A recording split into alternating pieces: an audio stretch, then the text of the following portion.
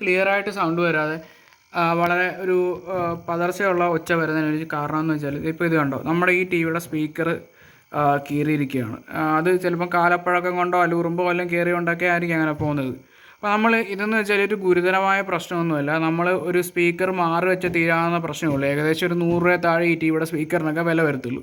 അപ്പോൾ നമ്മൾ ഈ ഒരു പ്രശ്നം പറഞ്ഞാൽ നമ്മൾ പുതിയ ടി വി മാറി മേടിക്കേണ്ട ആവശ്യങ്ങളൊന്നുമില്ല.